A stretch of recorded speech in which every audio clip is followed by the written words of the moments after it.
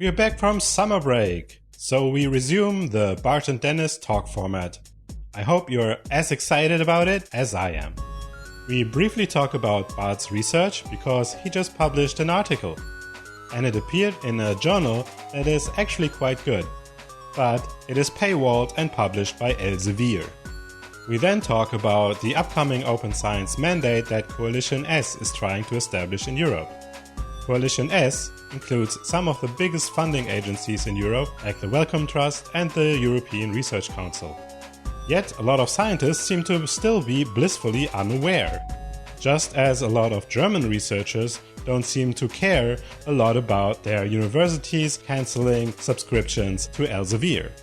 The publishing company had a survey done on affected German researchers and, well, I don't think the outcome really reflects the message Elsevier would have liked. And in the end, we have a brief news item that may be a reason to have some hopes for a carbon-neutral future. But before we jump in, I'd like to ask you for a favor. Please send me your feedback. What makes the podcast interesting and valuable to you? What kind of content would you like to hear more about? Do you even have a specific topic you'd like me to address? Is there something you generally dislike, or maybe even something you particularly like? Let me know. You can send me messages on Twitter, Facebook and Instagram at Sci4Progress. The M's are open. Or through email, info@scienceforprogress.eu. And if you think more people should definitely listen, why not give us a good rating and write a nice review on your podcast app. Go and share our information in your social circles. As always, the full conversation, which also includes additional topics, is available for patrons on www.patreon.com/sci4progress. And you will find a summary and additional information in our show notes on www.scienceforprogress.eu. My co-host is Bart Gurten. I am your host Dennis Eckmeyer, and this is episode 33 of the Science for Societal Progress podcast. Hey Bart, how you doing? Fine. It was a particularly good week. We published a big paper. The uni took my photo for the press release. It was pretty nice. And tomorrow my student Robert is going to give his defense on his PhD. A lot of things coming to an end and hopefully to a happy ending. That's the same Robert that won the t-shirt in our live episode, right? Yeah, he still didn't choose a design. I think that says something about the designs you uploaded. What? They're fantastic designs.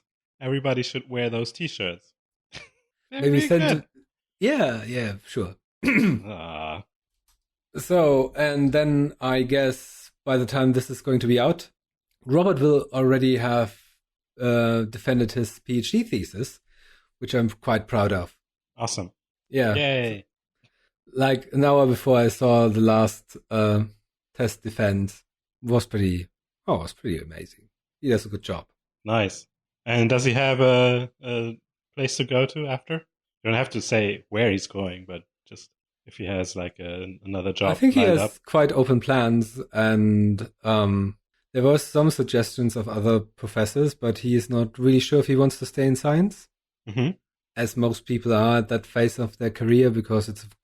So if I would have to give advice to people leaving science, I think directly after the PhD is a pretty good option. Yeah. Because you're young and the industry likes to have your minds formable in their ways.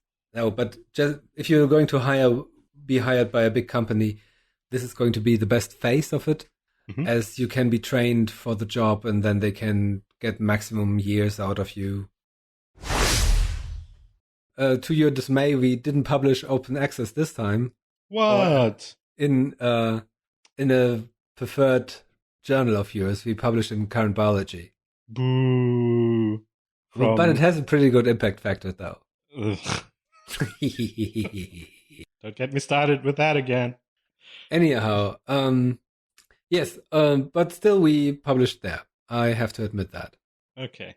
So what was the paper about? So you remember that last year we published something together from Diego's PhD about rhodopsins in proprioception. So rhodopsin is the molecule that makes you see, and we found it in touch sensation. And this year we published that basically the chromophore, so the molecule that does the seeing in rhodopsin, is actually not needed for that. What? So opsins had a function. For what? It's not necessary for seeing? No, for the mechanoreception part. Oh, okay. So in essence, we found out that opsins had a mechanosensory role before they had a role in vision. And now we found out that the chromophore is not needed for that. But funnily enough, all the proteins that would restore and scavenge and fold the chromophore are needed for mechanosensation. So all of these proteins that are strictly involved in vision are now also involved in mechanosensation. Huh. Which was quite surprising and worth publishing. So how do you know that evolutionary it was in mechanoperception first and then in visual perception? First of all, it's believed that in the literature that mechanosensation is evolved before there's photoreception.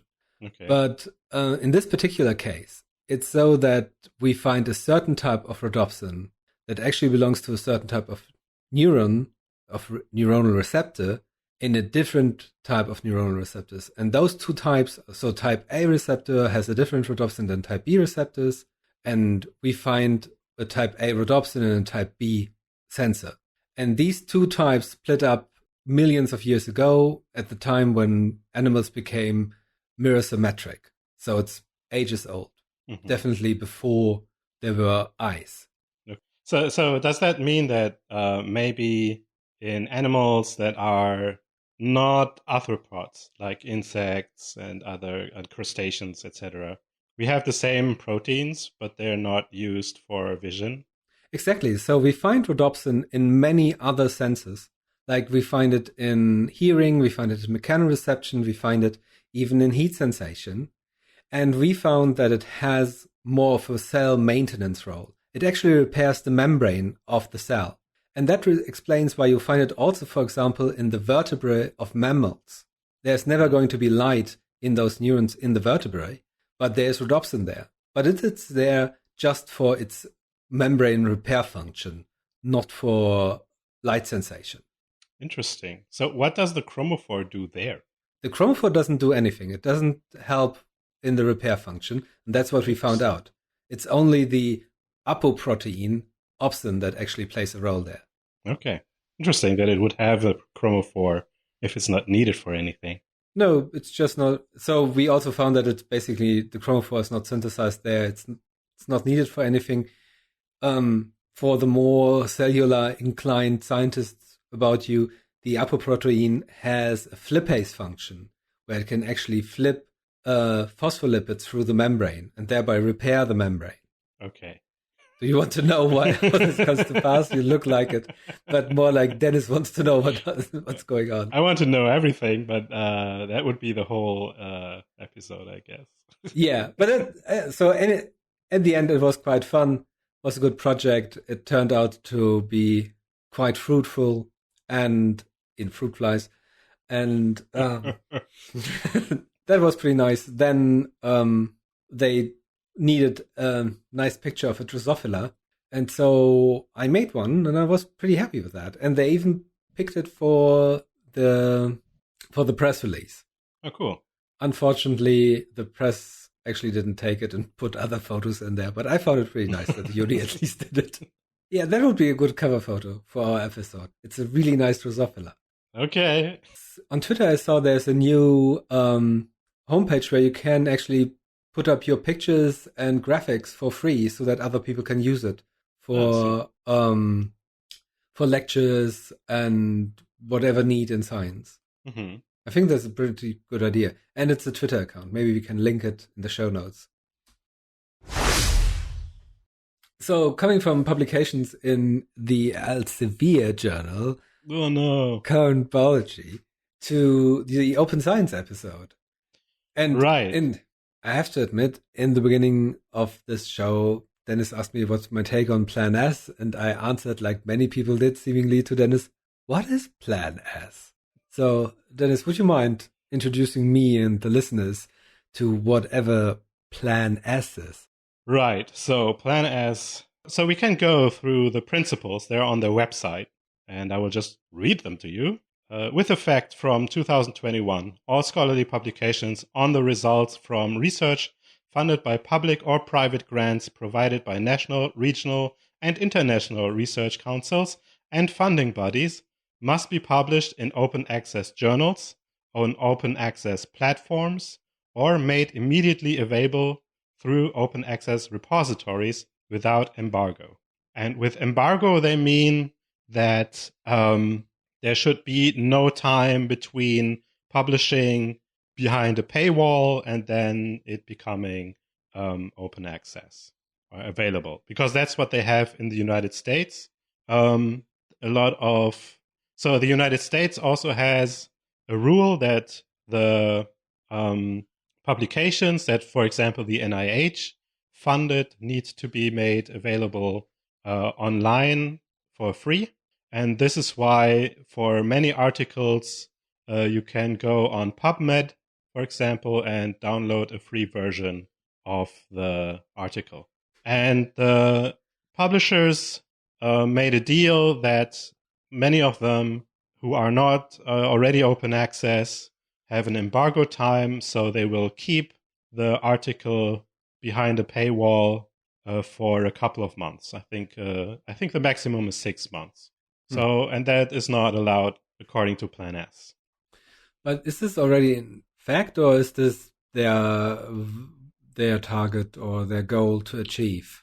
So I think they want to just implement it, and because they are some of the main funders, they can certainly just make it part of their funding requirements. But I think that I saw a lot of ERC grant results being published in classical high-ranked journals that are not open access. Well, it's not 2021 yet, right? So Plan S is supposed to be in effect till from 2021. And that's Why also is this always the case that all these measures are like 2 years or 5 years in advance? I guess because you have already made the funding agreement and it wasn't part of the clause, and now you can't put it in afterwards and stuff like that. Yeah, it might be also because the ERC, for example, has these funding epochs of 7 years. And right now we are in the Horizon 2020 program, and 2021, the next program will have started. So that could be a reason. Okay, second question. Also, you want the community to be able to talk about it, right, and discuss it. That would have been great if they had any kind of social awareness campaign for that. Yes, I absolutely agree with that. So if you're on Twitter, hire somebody with who does science communication or something like that. Yeah, hire me. I would do that. So part of this open access stuff is, for example, that the authors keep the rights. The funders will develop robust criteria and requirements for the services that high-quality open access journals, platforms, and repositories must provide. So they're still in the phase where they chisel out the details of it, right? They made these principles, and now they're still working on the details. As far as I can see, for example, they're just fine if you put it on a preprint server or on Sci-Hub. Yeah, I think the point is to make Sci-Hub unnecessary. They want to find ways to establish new open access journals or platforms where necessary, and they want to provide infrastructure for that. Open access publication fees are covered by the funders or research institutions, not by the individual researchers. I think this is a really important part because that is one of the big problems that I think are understandable, because open access is more expensive to the authors if they have to pay it. So if they don't get the extra funds that they have to invest into open access publishing from somewhere else, that could be prohibitive for some not too well-funded labs. Do you think for you is publishing open access so expensive that you really have to think about it twice? So I definitely would think about it twice if the University of Göttingen wouldn't have an open access fund. Oh, that's awesome. Yeah, so if I publish open access, the uni and the library are paying for that. And they did so for the last 8 years. But except of that, this would be definitely a thing I have to think about because I have quite limited funds. And as a neurophologist, I don't need so much money to actually do my science. Like it's nothing compared to a wet lab with like all the kits and plastics and consumables that they have. But that's really a point. So if you want to publish open access, the publication fees are complicated to handle for many labs, I would say. Right. Yeah. In Germany, it's not that bad because like the big labs have a pretty high budget a year and can easily pay that. But I guess if you're a small lab or an upcoming scientist, it's right. Now, I remember there was an open access fund in Bielefeld too. So these are already 2 universities that I know that have one in Germany. I don't know. Do you know if there are more universities that have open access funds from the libraries? I think there's more because there's a group of universities that actually invested into that, but can't tell you which or how many it is. Yeah, okay. They do not support the hybrid model of publishing, but they think that as a transitional pathway towards full open access, there could be transformative arrangements or something like that. I think this is a cop out. I think this is not a good thing. They should just say no to hybrid models. The funders will monitor compliance. It's not said how this will be sanctioned if you don't comply. Obviously, they didn't think about that yet. And the final principle is the funders commit that when assessing research outputs during funding decisions, they will value the intrinsic merit of the work and not consider publication channel, its impact factor, or the publisher, or other journal level metrics. Cool. How are they going to implement that? Because normally they just use, like everybody else, some scientists that are then referees of the grants, the review process. I guess you're not allowed to say out loud that that's what you're basing your decision on. Oh, yeah. I mean, this is all they can do, right? This is all they can do. I think it's... No, I think it's important to say it out loud that they don't want that. I mean, what else can they do? They could come up with better metrics for their shit.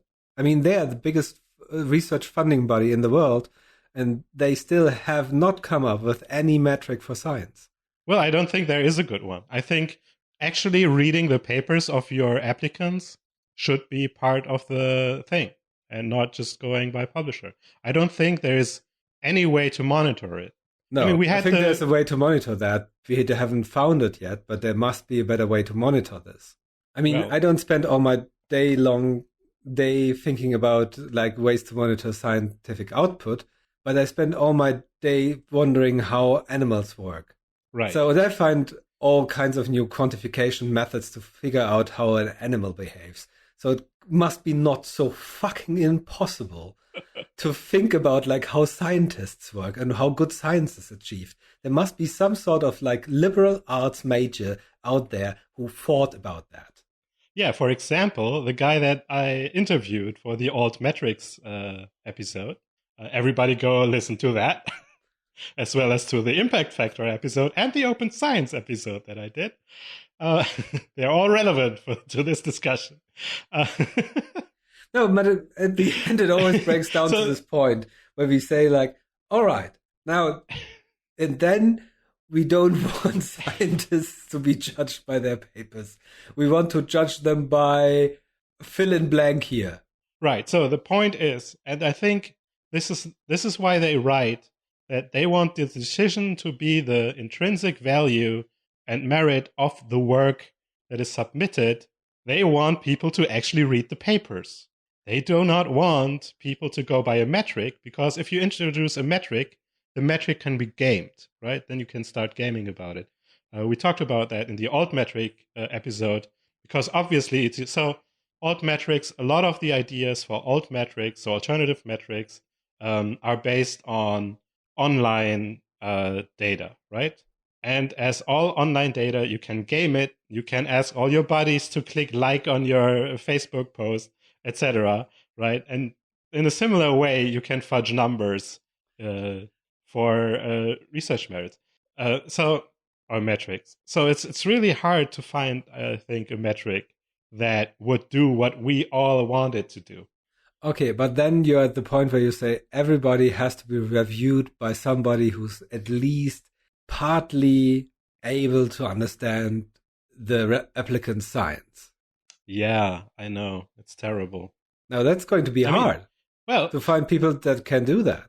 I mean, look at... and they're able to judge, to say, like, I have 5 million euros. I have to give them to these 3 people in some coordinated fashion. And I want to fund the best researcher of that. Right. How am I going to do that? Especially at a very high level. Supposedly, all the committees are made of the most excellent researchers in the fields. So, fair enough. So the point, I mean, but in the end of all these discussions, maybe we can cut the segment down to like 2 points in this discussion. At the end of all these open access discussions, and at the end of all these, how do we do science? How do we assign money? How do we give people a fair chance for a career, etc., etc., etc.? Unending topic. We come to the point where we say, like, what's the metric here? And you need some sort of objective metric. I agree that it then becomes gameable, like all numbers are. But in the absence of it, it's going to be things like the impact factor. So if you want to learn more about Plan S and Coalition S, the website is coalition-s.org/principles-and-implementation if you want to learn what we just read to you. There is a war between German research institutes and Elsevier about prices. A lot of institutes in Germany decided to simply not extend their subscriptions to with Elsevier. And now Elsevier is still trying, obviously, to get data to make the point that, the poor German scientists and researchers who aren't able to reach Elsevier publications and services anymore, this really impacts their research and everything is terrible. So they made a survey. Did they already implement the block? Yes. You didn't notice? No. And neither did the 30,000 researchers they asked. Which is the funny part. So here we go. Let's talk about this. So they have this survey and they say, this is totally negatively impacting German science, that they cannot use Elsevier anymore. I'm going to check if my university blocks Elsevier. Yeah, you should check that. Oh, wait, we are blocked from Elsevier. You're blocked? See, there you go. So the thing is, Elsevier had a survey done, and they tried to reach 30,481 researchers, and only 363 thought it would be worth replying, which means they have a response rate of 1.19%. In other words, more than 90% of people just don't give a shit.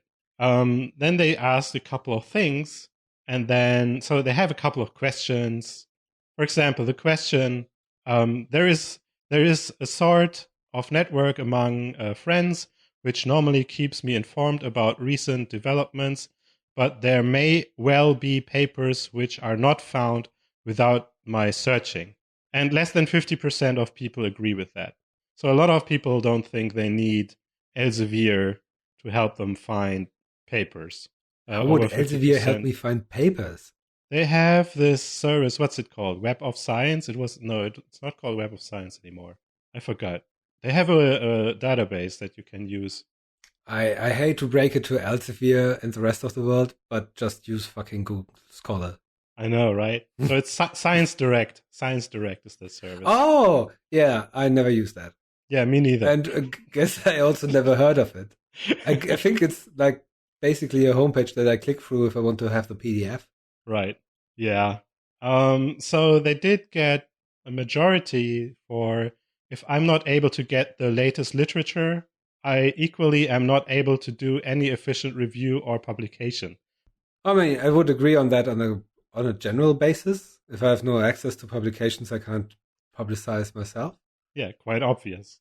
But again, Sci-Hub Yeah. is an internet homepage with unlimited access to a lot of limited access papers. Right.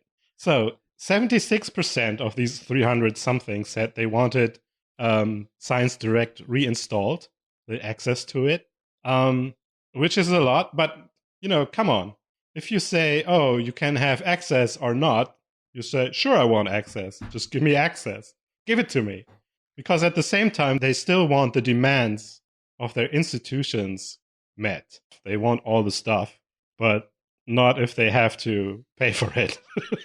And this is their own. I think it's not data, that they don't right? want to pay for it. I think it's they want to pay at least a fair price for it.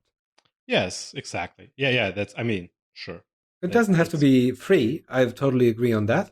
It would also be nice if the publishing houses would offer some sort of service for the money that they actually get. So like proper setting of the paper or doing something except of just telling me that they think there's a commenter error there and I have to figure it out myself. So basically what this whole spiel here is showing, this whole farce, is that first nobody cared to even respond, and the few people that respond, oh no, there's actually like some of them think it was they needed Science Direct for something. And I mean that's obvious, right? If you are Elsevier, you ask around, oh, would you want to respond to this survey for Elsevier? Then mostly people who are actually using these services will respond because they care. But most of those even said it doesn't really matter. Let's come to something where we have a positive progress report to report. Right, yeah. So this is just a quick mention. You hopefully all remember the episode that I did on the Energiewende. I was talking to Rüdiger Eichel, who is one of the leading scientists in Germany working on power to X technology. You take renewable energy and use it to create fuels out of CO2 that you can take out of the atmosphere. And the goal is to put that into chimneys, for example, because there's the most CO2, and then you can extract the CO2 from the emissions and create fuels from it. And it would be a great way to store power in times where you have excess renewable energy. As you know, when there's a lot of wind or a lot of sun, then we might be producing more electricity than we need. And that is the time during which we could use methods like this to store the energy in a different way. And these fuels could be used in certain parts of the economy where you cannot use electricity directly. And in Karlsruhe, where there's another Helmholtz Institute, they started to test the first machine that can do that. So there's the Karlsruhe Institute of Technology, and they have an outdoor machine that looks more or less like a container with a lot of high tech inside, and it's producing power to liquid, making gasoline or benzene from air with electricity and water. That sounds fantastic. Yeah, I think it's super exciting. Professor Roland Dittmeier seems to be the coordinator of that project. So yeah, this is awesome stuff. We might have kerosene for carbon neutral flight in future. So what's going to be the next episode about? So the next episode I will be talking with Chinmaya Zadangi. He is Indian and he studied in Germany, and right now he's in Canada, and he founded The Addictive Brain. And they have a fantastic program, especially on Instagram, where every week they have a different person doing a 1-hour live video where you can ask questions. So we will be talking about that. Oh, did you do this once? That's what I did once. Yes, you can actually. What have you been asked? So I didn't get any questions actually, so I was just talking. But I talked about the scientific research that I've done when I was still a researcher, starting with my undergrad research and then my PhD thesis and then the first postdoc. I actually am making 4 videos out of it that you can watch on my YouTube channel. You will find the summary of this episode and links for further readings in the show notes, alongside with a link to the complete conversation that is available to you if you are a supporter on Patreon. What do you think about mandated open access publishing? Did you know about Plan S? If you have questions, critique or suggestions, please get into contact by email info@scienceforprogress.eu or on social media @sci4progress for Twitter, Facebook and Instagram. Please subscribe and rate this podcast on your podcast app and maybe write a review. I thank you very much for listening. Have a good day. Bye-bye. I think we're missing some lifestyle part. A lifestyle part? Yeah, where you tell me like your favorite new series. Before I shut Netflix down, there was a series that I actually watched the whole... I always binge watch everything, which is actually probably also good that I don't have Netflix anymore. Was it something with dragons? No. And White Walkers? No. And people fighting huge wars? Because that was HBO and not Netflix. Exactly. Was it with small blue people? That No. Like one is very strong. It wasn't the other one is a Smurfs. smart ass. Was it with a big car that jumps over the other things and a guy singing "I'm looking for freedom"? No, it wasn't Knight Rider. Okay, was it a different car?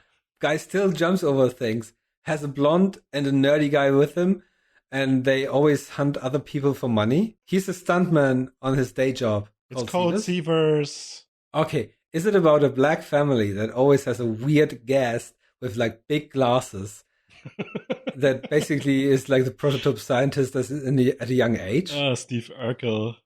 Is it a yellow family with a beautiful young boy, a kind of nerdy sister, a baby, and a very stupid dad? The Simpsons. Nope. It's called Another Life. Okay, I didn't see that show. Bye!